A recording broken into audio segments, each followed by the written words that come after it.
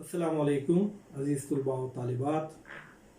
اس سے قبل last lecture میں ہم نے مرزا دبیر کا لکھا ہوا ایک خوبصورت مرثیہ پڑھا ہے. مرثیہ کافی طویل تھا، لیکن آپ لوگوں کی سہولت کے لیے نصاب میں 10 بند شامل کیے گئے تھے. ان 10 بندوں میں حضرت امام حسین رضی اللہ عنہ تعالیٰ کا جو سفر تھا شہر مکہ سے، اصل میں تو آپ مدینہ منورہ سے سفر کی ابتدا کی تھی، لیکن کچھ وقفہ کے لیے مکہ معظمہ پہ شہر میں بھی رکے تھے. مکہ معظمہ سے کوفہ یا کربلا کے میدان تک جو سفر تھا اور سفر میں جو صحبتیں تھیں، ان تمام صحبتوں کو بڑے ہی دردناک انداز سے، بڑے ہی غم انگیز انداز سے دبیر نے رقم کیا ہے، جس کو پڑھ کر یقیناً حضرت امام حسین رضی اللہ عنہ تعالیٰ کی یاد تازہ ہو جاتی ہے. اس کے بعد ہمارے نصاب میں اور ایک اہم مرثیہ نگار جن کا نام میر انیس ہے، ان کا بھی ایک مرثیہ شامل کیا گیا ہے. میر انیس اردو کے بڑے مرثیہ نگاروں میں شامل ہوتے ہیں، بلکہ یوں کہا جائے کہ میر انیس کے بغیر اردو مرثیہ نگاری کی تاریخ مکمل نہیں ہوتی، تو یہ بات 100% صحیح ہے. مرثیہ لکھنا آسان بات نہیں ہے. مرثیہ لکھنے کے لیے سب سے پہلے تو اہل بیت سے محبت ہونی چاہیے. پھر دوسری بات شاعر کے لیے اہم یہ ہوتی ہے کہ وہ واقعات کربلا کو اس انداز سے ڈھالے کہ جب کوئی مرثیہ پڑھے تو پورا مکمل میدان کربلا اس کے نظروں کے سامنے ہو. یزیدیوں کا ظلم، یزیدیوں کا حضرت امام حسین رضی اللہ عنہ تعالیٰ پہ جو ظلم کیا گیا تھا، وہ تمام کا تمام نظروں کے سامنے آ جائے اور اہل بیت سے محبت بڑھ جائے. یہ تمام باتیں میر انیس کے پاس موجود ہے. میر انیس اہل بیت سے محبت کرنے والی شخصیت ہے. وہ ایک نہایت ہی نستعلیق، مہذب اور تعلیم یافتہ گھرانے سے تعلق رکھتے تھے.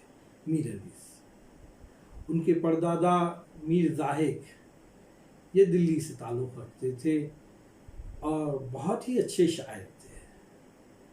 انیس کو اس بات کا بڑا فخر تھا کہ مرثیہ گوئی میں وہ تیسری پشت سے تعلق رکھتے ہیں، یعنی ان سے قبل ان کے والد، ان کے دادا اور ان کے پردادا، 3 پشتیں ایسی گزری تھی جو اس فن میں مہارت رکھا کرتی تھی. اس بات پر انیس کو بہت ہی فخر تھا.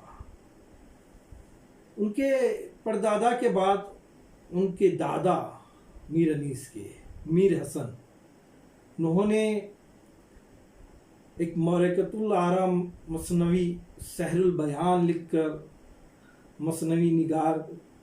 مثنوی کے میدان میں ایک تاریخ رقم کی ہے اور وہ کافی مشہور ہوئے. میر انیس کے والد میر خلیق یہ بھی ایک بہت بڑے مرثیہ گو تھے. انہوں نے مرثیہ گوئی میں بڑا نام پیدا کیا ہے. خلیق نے فیض آباد میں سکونت اختیار کی اور یہیں 1803 میں وہ بچہ پیدا ہوا جس کا مرثیہ گوئی میں آج تک کوئی جواب نہ مل سکا. میر خلیق کے 2 بیٹے اور تھے میر انیس کے علاوہ، میر مہر علی انیس اور میر نواب مونس. یہ سبھی شاعر تھے، لیکن میر انیس کے مقام، وہ مرتبے تک وہ دونوں بھی نہیں پہنچ سکے. میر انیس کی ابتدائی تعلیم و تربیت ماں کے آغوش میں ہوئی، جو خود ایک تعلیم یافتہ خاتون تھی. اسی لیے کہا جاتا ہے کہ ماں کی گود بچے کی پہلی درسگاہ. میرے آقا حضرت محمد عربی صلی اللہ علیہ وسلم کا فرمان ہے اگر مائیں پڑھی لکھی ہو تو اولادیں بھی پڑھ سکتی ہیں، قابل بن سکتی ہیں، بلکہ اگر خصوصاً ماؤں کے اثرات بہت زیادہ طور پر بچوں پر پڑتے ہیں، اس لیے ضروری ہے کہ بچیوں کو پڑھانا چاہیے۔ بہرکیف میر انیس کی والدہ ایک تعلیم یافتہ خاتون تھی۔ 17 سال کی عمر میں وہ خلیق کے ساتھ لکھنؤ آ گئے اور تعلیم کے اعلیٰ مدارج طے کرنے لگے۔ میر انیس فارسی اور عربی یہ دونوں بھی زبانوں سے آپ بہت اچھی طرح واقف ہو گئے، اس کو پڑھنے لگے۔ پھر اس کے ساتھ قرآن و حدیث، منطق، فلسفہ، فنون سپاہگری وغیرہ وغیرہ دیگر اور فنون پر انہوں نے قدرت حاصل کی۔ اس کا اظہار ہمیں ان کے مختلف مرثیوں میں جا بجا ملتا ہے۔ جب ہم پڑھتے ہیں تو انیس نے اپنی ان صلاحیتوں کا، اپنی تعلیم کا، اپنے فن کا اظہار جو اپنی مرثیوں میں کیا ہے۔ اس کے علاوہ علم نجوم، طب، رمل، تاریخ اسلام اور جغرافیہ وغیرہ کا بھی خاصا انہیں علم تھا۔ زبان و بیان کے ساتھ ان علوم نے بھی ان کے مرثیوں کو اعلیٰ تخلیقی ادب کا درجہ دیا، اور یہ لازمی ہے۔ آپ زبان بہت اچھی جانتے ہیں لیکن آپ تاریخ سے واقف نہیں ہیں، تو کربلا تو تاریخی واقعہ ہے۔ اب آپ تاریخ سے واقفیت نہیں ہے تو پھر آپ کیا مرثیہ لکھ پائیں گے؟ اگر آپ تاریخ الاسلام سے واقف نہیں ہیں تو آپ حضرت امام حسین کے مرتبے کو کیا جان پائیں گے؟ آپ قرآن کو نہیں جان سکتے تو پھر آپ مرثیہ نہیں لکھ پاتے، کیونکہ سبھی باتیں تو وہیں سے اخذ کرنی ہے۔ حضرت امام حسین رضی اللہ تعالیٰ کو احادیث سے اخذ کرنا ہے۔ حضور صلی اللہ علیہ وسلم نے کہا تھا، میں حسین سے ہوں، حسین مجھ سے ہے۔ یہ جب تک باتوں سے واقفیت نہ ہوگی تب تک کوئی مرثیہ نگار بہتر سے بہتر مرثیہ نہیں لکھ سکتا۔ اور یہ بات بھی حقیقت ہے کہ میر انیس ان تمام علوم پر دسترس رکھتے تھے، قدرت رکھتے تھے۔ زبان و بیان کے ساتھ ساتھ انہوں نے ان علوم میں بھی ان کے مرثیوں کو اعلیٰ تخلیقی ادب کا درجہ دیا ہے۔ انیس حسین سیرت اور حسن بہت ہی خوبصورت شخصیت ہے۔ تعلیم و تربیت نے انہیں سخت گوش، مہذب اور وقت کا پابند بنا دیا تھا۔ مزاجاً وہ نہایت متین، سنجیدہ، خوددار اور مہذب انسان تھے۔ شخصیت کی ان خوبیوں کا اثر ان کے کردار پر بھی پڑا۔ وہ نہایت پاکیزہ خیال، متقی، پرہیزگار اور وفادار انسان تھے۔ وہ اپنے اصول اور وفاداری کے پابند تھے اور حتی الامکان اسے نبھانے کی کوشش کرتے تھے۔ لکھنؤ سے باہر جا کر مجلس پڑھنا انہیں قطعی پسند نہ تھا۔ بہت سے عمرا، اوسا اور جاگیرداروں نے خواہش کی کہ انیس ان کے پاس آئے، مجلس پڑھے، لیکن انیس نے کبھی ایک گوارا نہیں کیا۔ لیکن ایک خاص بات یہ بھی تھی کہ انہوں نے کبھی صاف طور پر انکار نہیں کیا۔ نرم مزاج انسان تھے، کسی کو صاف انکار کرنا اور اس کے قلب کو تکلیف پہنچانا انیس کے مزاج میں نہیں تھا۔ لیکن سلطنت کے بعض مجبوریوں کے تحت انہوں نے پٹنہ اور الہ آباد، لکھنؤ کے سفر کرے، بلکہ نواب تہور جنگ کے بے حد اصرار پر حیدرآباد کا بھی سفر کیا تھا۔ لیکن جھک کر اور دب کر کہیں جانا ان کی فطرت میں نہیں تھا اور نہ انہوں نے کبھی یہ منظور کیا۔ یہ سفر انہوں نے 1858 سے 1859 میں کیے، جب وہ 55 سال کے ادھڑ عمر پہنچ گئے تھے۔ قناعت اور توکل ان میں حد درجے کا تھا۔ لازمی بات ہے، جس کے پاس حدیث کا علم ہو، جس کے پاس قرآن کا علم ہو، جس کے پاس اللہ و رسول کا خوف ہو، جس کے پاس اہل بیت کی محبت ہو، تو یقیناً اس کے دل میں قناعت بھی آتی، توکل بھی آ جاتا ہے۔ جہاں دنیا انسان کے دل میں آتا ہے وہاں پر پھر قناعت بھی نکل جاتی ہے اور توکل بھی نکل جاتا ہے۔ توکل ہی نام ہے ایمان کا، توکل کرنا ایمان ہی ہے۔ اگر توکل ہی ختم ہو گیا تو پھر ایمان کہاں رہا؟ جو دیا اس پر راضی رہے، یہی جو ہے انیس کی خوبی اور صلاحیت تھی۔ خدا کے سوا انہوں نے کبھی کسی کے سامنے دست سوال دراز نہیں کیا۔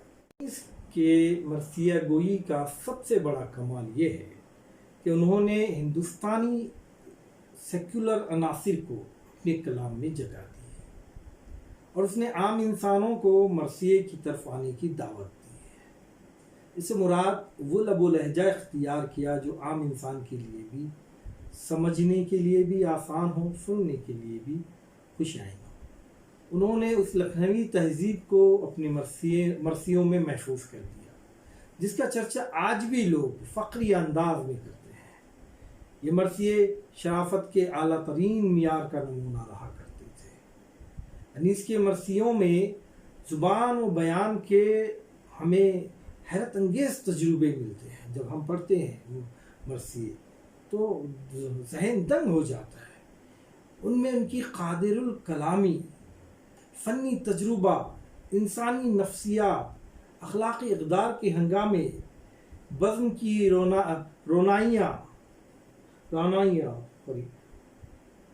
منظر نگاری، کردار نگاری، جذبات نگاری، سراپا نگاری، تاریخ، تہذیب، فصاحت، بلاغت، ہر نقش نظر آتا ہے۔ ان کے مرثیوں میں تقریر و خطابت کی بھی جھلک نظر آتی ہے، مجلس کے ماحول کی پابندیاں بھی ہیں، اور سامعین کو تڑپانے والی کیفیت بھی ہے۔ انہوں نے ثنائے بدائع سے بھی اپنے کلام کو سنوارا ہے۔ ان کے یہاں موقع و محل کے لحاظ سے مکالمے بھی ہے، یعنی جب حضرت امام حسین رضی اللہ عنہ تعالیٰ اپنے خیمے سے نکلے ہوئے ہیں تو اس وقت کون سے مکالمے ہونا چاہیے، جب وہ یزید کی فوج کے سامنے ٹھہرے ہوئے ہیں تو اس وقت کون سے مکالمے ہونا چاہیے۔ ان مکالموں کو ترتیب سے بیان کرنا، پیش کرنا، اس کا بھی بہت بہتر استعمال ہم کو انیس کے یہاں پر نظر آتا ہے۔ الفاظ و تراکیب کا استعمال بھی ہے، اس لیے انیس کے مرثیے کو معجزہ بیانی سے تعبیر کیا جاتا ہے۔ یہاں ہم ان کے مرثیوں کی چند اہم خصوصیات کے بارے میں گفتگو کریں گے۔ مرثیے میں سب سے پہلے آتا ہے سراپا۔ دیکھیں گے کہ انیس کس طرح سراپا نگاری کو پیش کرتے ہیں۔ میر انیس نے اپنے مرثیوں میں سراپا نگاری سے اکثر گریز کیا ہے۔ اس کی وجہ یہ ہے کہ مرثیے جس کے لکھے جا رہے ہیں وہ شخصیتیں ہیں جن کا کوئی ہم خاکہ نہیں کھینچ سکتے۔ یہ وہ عظیم المرتبہ شخصیتیں ہیں جن کے اگر ہم خاکہ کھینچیں گے اور اس میں کوئی کمی و بیشی رہ جائے، یقیناً وہ بہت بڑی گستاخی ہوگی، اور انیس نے اس سے گریز کیا ہے۔ خصوصاً رسول اکرم صلی اللہ علیہ وسلم اور ائمہ اطہار کے سراپے لکھنے میں احتراماً گریز کیا ہے۔ البتہ حضرت امام حسین رضی اللہ تعالیٰ کے جگر گوشوں، یعنی ان کے فرزند علی اکبر، علی اصغر وغیرہ، اور ان کے رفقائے حسینی، ان کے ساتھ جو بھی قافلہ تھا، ان لوگوں کے سراپے انہوں نے ضرور لکھے ہیں۔ ان میں بھی علی اکبر اور حضرت قاسم اور حضرت عباس رضی اللہ تعالی اجمعین کے سراپے بڑے جوش و عقیدت سے لکھے ہیں۔ رفقائے حسینی کا مجموعی سراپا دیکھیے، کتنے خوبصورت انداز سے، کتنے پیارے انداز سے انہوں نے، کتنے دل نشین انداز سے لکھا ہے۔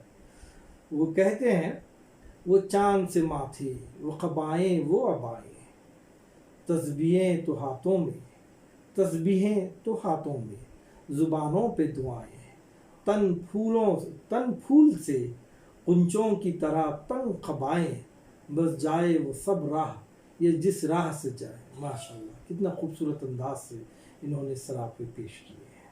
اب اس کے بعد مرثیے میں آتا ہے کردار نگاری۔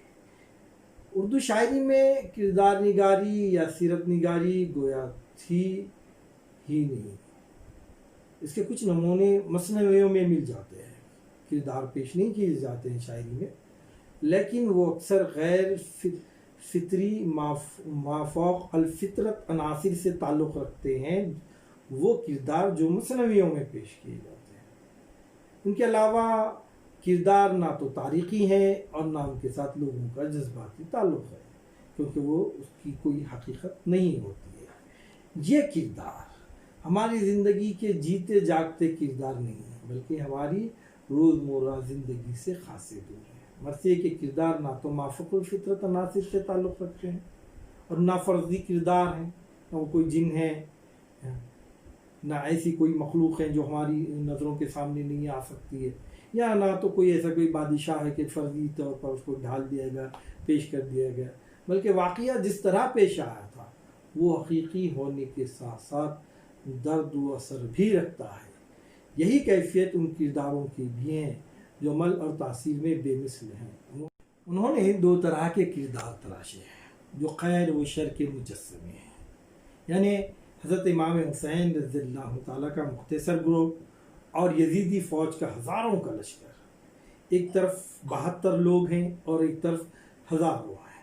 72 لوگ متقی، پرہیزگار، سنتوں کی اتباع کرنے والے، رب العالمین کو ماننے والے، حضرت امام حسین کی اطاعت و فرما برداری میں ان کے جھنڈے کے زیر سایہ ہے، اور دوسری طرف یزید کا اس بدبخت کا فوج کا ایک منظر ہے، ہزاروں فوج ہے۔ یہ دو الگ الگ کردار ہیں، ایک خیر ہے اور ایک شر ہے۔ حسین جماعت کی افراد مثالی پیکر ہونے کے باوجود، مثالی ہے، اس کے باوجود فوق البشر خصوصیات کے حامل نہیں ہیں، بلکہ اپنی تخلیقی قوت سے انہوں نے ایسے کردار پیش کیے ہیں جنہیں ہم تمام انسانوں سے قریب سمجھ کر قبول کرتے ہیں۔ سب سے مکمل اور مثالی کردار امام حسین رضی اللہ تعالیٰ کا ہے، جس پر پورے واقع کربلا کا دارومدار ہے۔ یہ کردار انیس نے اپنے تمام مرثیوں میں الگ الگ تحریر کیا ہے، لیکن ہر جگہ تاثر ایک سا ہے۔ دوسرے شہداء کے حال کے مرثیوں میں بھی امام حسین رضی اللہ تعالیٰ کا ذکر لازمی ہے۔ وہ حق پرستی، حق گوئی، کنبہ پروری، اعلیٰ اخلاق، مروت، محبت اور شجاعت کا مثالی پیکر ہے۔ نماز صبح کے بعد وہ بے خوف ہو کر اپنے ساتھیوں کو جنگ کرنے اور جان دینے کی دعوت دیتے ہیں۔ گویا ان کی تخلیق ہی اس مقصد کے لیے ہوئی تھی کہ راہ خدا میں شہادت کو حاصل کرے۔ وہ چاہتے تو حضرت امام حسین رضی اللہ تعالیٰ یزید کے ہاتھ پر بیعت کر لیتے اور اپنے قافلے کو، اپنے خاندان کو، اپنے کنبے کو لے کر وہاں سے چلے جا سکتے اور پوری زندگی آرام سے رہ سکتے تھے، لیکن حضرت امام حسین رضی اللہ تعالیٰ حق گو تھے، حق پر تھے، سچائی پر تھے۔ آپ نے شہادت کو نوش فرمانا پسند کیا، لیکن ظالم کے سامنے نہیں جھکے، اور ایسے مثالی کردار کو بڑے ہی خوبصورت انداز سے انیس نے پیش کیا ہے۔ دیکھیے، جب آپ دعوت دے رہے ہیں میدان جنگ میں اپنے ساتھیوں کو، کیا کہہ رہے ہیں؟ ہاں غازیوں، یہ دن ہے جدال و قتال کا، یا خون بہے گا آج محمد صلی اللہ علیہ وسلم کی آل کا، چہرہ خوشی سے سرخ ہے زہرا کے لال کا، گزری شب فراق دن آیا وصال کا۔ ہاں غازیوں، یعنی آپ اپنے ساتھیوں سے مخاطب ہیں۔ آج یعنی کربلا کا دن، 10 محرم کا دن، کربلا کا دن کا دن ہے، جدال و قتال، ظالم کے خلاف لڑنے کا دن ہے، ظلم کو قتل کرنے کا دن ہے، ظلم کو اکھاڑ پھینکنے کا دن ہے، لیکن ہو سکتا ہے کہ ظالم کثرت میں ہے اور ہمیں شہادت مل جائے، اس لیے آج آل محمد صلی اللہ علیہ وسلم کا خون بہے گا، آج ہمیں شہادت ملے گی، آج آل محمد کے پوری جو حضرت امام حسین کے جو معصوم بچے ہیں، پورا خاندان ہے، وہ سب شہید ہو جائیں گے۔ دیکھیے، یہ خوشی ہے، زہرا کا لال، اس کا چہرہ خوشی سے تمتما رہا ہے، سرخ ہے۔ بھائی کس چیز کی خوشی ہے؟ شہادت کی خوشی، یقیناً شہادت کی خوشی ہے، والد سے ملنے کی خوشی ہے، والدہ سے ملنے کی خوشی ہے، اللہ رب العالمین سے ملنے کی خوشی ہے، سرور کونین سے ملنے کی خوشی ہے، اور خوشی ہے حق پر شہادت حاصل کرنے کی، اس لیے کہہ رہے ہیں گزری شب فراق، جدائی کی راتیں گزر گئی، دن آ گیا ہے وصال کا، چلو چلیں جا کر شہادت کا جام نوش کر لے اور اپنے آپ کو راہ خدا میں شہید کر لے، بس یہی کہہ رہے ہیں۔ تو خیر بہرکیف آج کے لیے اتنا ہی کافی ہے۔ انشاءاللہ دوسرے ویڈیو میں ہم انیس کے اور دیگر خصوصیات پر روشنی ڈالتے ہوئے ہمارے نصاب میں شامل انیس کا جو مرثیہ ہے اس کو ہم پڑھیں گے۔ شکریہ۔